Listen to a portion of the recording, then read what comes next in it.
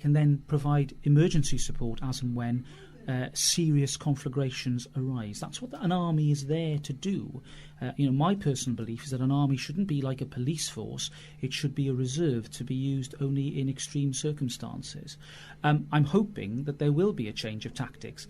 I'm, of course, not an expert on the subject. There are those in the army who know far more about the situation on the ground than me. But what I am reading about and understanding about is that the army feel that they are having quite an impact in the region, and that it would be unfair for those of us at home to keep talking down the important work that the men and women of the British Army are doing in Afghanistan. The big complaint that seems to be coming through from the British Army is that they're grossly underfunded. What are we going to do about that in the light of the fact that we have no money? Well, if you're going to send young men and women into a theatre of war, you've got to supply them properly, you've got to equip them properly, and you've got to give them every chance that they're going to be able to fulfil their mission without getting killed unnecessarily. Absolutely accept that. I think the government in the early years of the war, like so many governments in the past, was not fully ready for procurement and supply. I think it would be fair of me to say that things in some measure have improved, but there is still more to do. And it's going to be the priority of the next government to make sure that when our defence requirements are reviewed, that instead of piling more and more money into the MOD administration and into more and more top brass, we should be piling the money into the front line to make sure that our men and women are properly supplied. That's got to be the priority of the next government. You did actually mention a little earlier on that you're going to ring-fence the health service. Now, when you say that, I do tend to recall, again, back into the 1980s, ring-fencing meant no more money. No, what it means is that we will fund the health service in line with inflation year on year. So that's a real terms increase, which is important because people need reassurance that our National Health Service is going to be maintained and preserved under the next Conservative government. But when you say in real terms against the cost of living, the truth is that medicines and cost of medicine and cost of operations is increasing at a rate that's significantly higher than the cost of living, isn't it? Well, I accept that in large parts of the health service, what I call medical inflation can fast outstrip the RPI and the Consumer Prices Index. I accept that, and that's been an issue for many, many years in the health service. We're not saying, look, everything's fine, just carry on as you are. We would expect the health service to improve its own efficiency, but it's the clinicians, it's the doctors, it's the nurses, it's the people on the ground who understand health provision that need to lead on this. I've had enough of a period whereby we've had a culture of target after target after target, many of which were well-intentioned, but which have resulted in medical priorities being skewed away from what the clinicians themselves say is needed.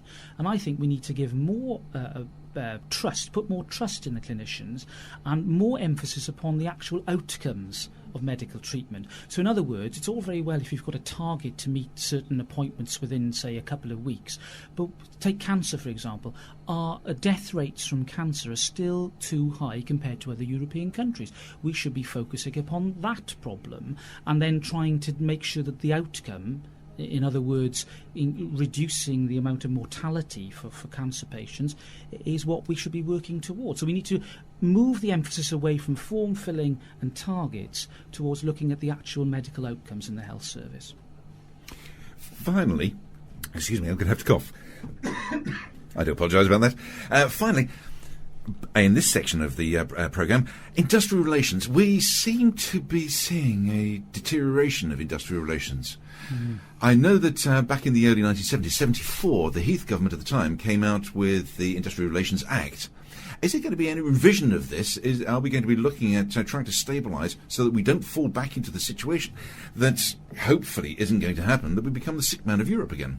Well, the early 70s, as you rightly say, was a bold experiment by the Heath government to set up a National Industrial Relations Court. I don't think the country was ready for it then, and I think the particular mechanisms that were set up actually only made the situation worse. And we all remember the results of the 74 election and the change of government. It was in fact in 79, as you remember, that the Conservatives came in and step by step reformed trade union law. to great success. I think they managed to rebalance the relationship between the unions, the government and the rest of the country. There was no doubt an imbalance of power at that time which the Conservatives addressed. In my view, the law relating to industrial relations is fair, it is clear, and there seems to have been, I'm happy to say, an agreement between Labour and Conservatives in recent years as to the need to make sure that those laws are preserved.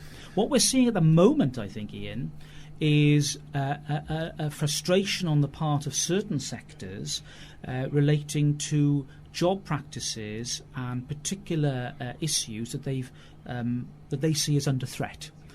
Now, the truth is, and I think it's a very hard truth perhaps for some people, but it's a truth nonetheless, that thousands upon thousands of people in other walks of life have either lost their jobs or taken pay cuts to make sure they're still in employment.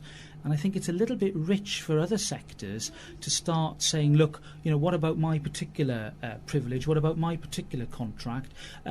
They've got to ask themselves, are they in a more privileged position than other people who've lost their jobs, or are they actually still rather lucky to be in work in the first place?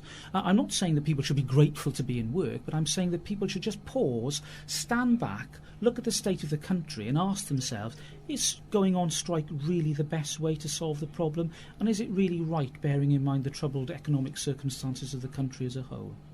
But as a barrister, how do you view the situation where a union holds a ballot, it finds out that the vast majority of the workforce wish to go on strike, and then the courts turn around and say, no, you can't. What right do the court have to intervene? Well, the court is only enforcing the law as it stands. Now, I'm not an employment law barrister, and I'm not a specialist in those particular provisions. But as I understand it, the court struck down the two particular votes because there were procedural irregularities that could have had a material difference on the outcome. For example, sending ballots out to signal boxes that had been burnt down years ago, sending ballots out to members who weren't even members, that sort of thing is an irregularity. If it happened at a general election whereby suddenly people who perhaps had no right to vote were turning up and stuffing the ballot box with ballot papers, I think we'd all be very concerned, wouldn't we? And we'd say that wasn't free and fair. I think the courts are only interpreting a fair law fairly and making sure that things are done above board. We all remember the results of illegal and unlawful strikes in the 80s. We don't want to go back there. We'll take a short break, come back and have a chat about what you feel you can do for Swindon itself.